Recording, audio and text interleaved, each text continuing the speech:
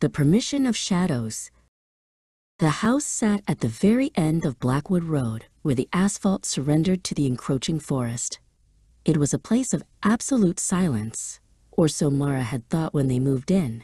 Tonight the silence felt heavy, like a held breath. Mara stood at the tall living room window, her fingers tracing the cold condensation on the glass. The moon offered just enough light to turn the fog into a silver shroud, hiding the line where the lawn met the trees. At first, she thought it was a trick of the light, a knot on a tree trunk, or a shifting shadow. But then it moved. A figure emerged from the tree line, tall and unnervingly still. It wore a heavy wool coat, identical to the one her Uncle Thomas used to wear before he disappeared. The figure didn't approach. It simply stood at the edge of the property, its face a pale, featureless blur in the dark. Mara felt a chill that had nothing to do with the winter air. "Elias, come look at this," Mara whispered, her voice cracking. Her father stepped into the room, his footsteps heavy on the hardwood. He leaned over her shoulder, squinting into the gloom. He didn't say anything at first, but she felt his hand tighten on the windowsill.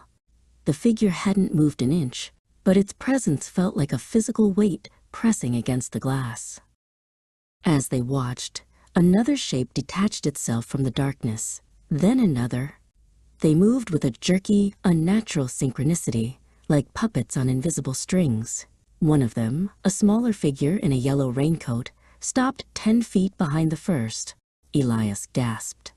It was the exact raincoat his sister had worn the day she went missing 20 years ago. The figures stood with their hands flat at their sides, palms facing the house. Saria, Mara's mother, joined them, her face ghost white. She didn't scream. There was something about the way they stood that forbade screaming. "They aren't trying to get in," Saria murmured, her voice trembling. "Look at them. They're waiting." It was true. There was no aggression in their stance, no weapons, no movement to break the locks. They were simply there, an audience of shadows, waiting for an invitation that hadn't been given. By midnight, there were 7 of them. They had moved onto the manicured lawn, forming a semicircle around the porch. They were close enough now that Mara could see the texture of their clothes, the frayed edges, the damp fabric, but their faces remained strangely empty, like unpainted dolls. One figure, wearing a floral dress Saria recognized, stood right at the bottom of the porch steps.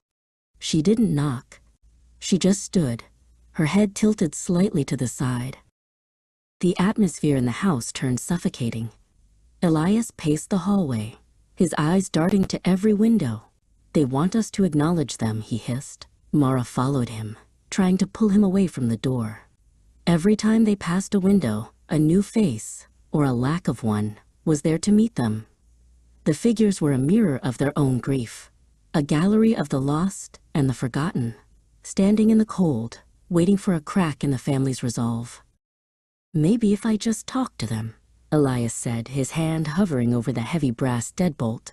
His voice was hollow, entranced. "Maybe they just want to come home." He looked at the figure outside the front door, the one in the wool coat. It seemed to lean forward ever so slightly, a silent beckoning. The air in the hallway felt icy, smelling of damp earth and old forgotten attics. "No, Dad, don't!" Mara cried, but it was too late. The click of the lock echoed through the silent house like a gunshot. As the door swung open, the fog poured over the threshold like a living thing. The figures didn't rush. They drifted in, silent and inevitable, their footsteps making no sound on the floorboards. The figure in the wool coat reached out a pale, cold hand toward Mara, and for the first time, she heard a sound, a soft, rattling sigh of relief. The next morning, the sun rose over Blackwood Road, burning away the mist. The house stood perfectly still, the front door closed and locked. Inside, the breakfast plates sat clean in the cupboard, and the beds were neatly made, but the halls were empty. Down at the end of the road, 2 figures now stood at the edge of the woods, wearing clothes that looked remarkably like Mara's favorite sweater and Elias's work shirt.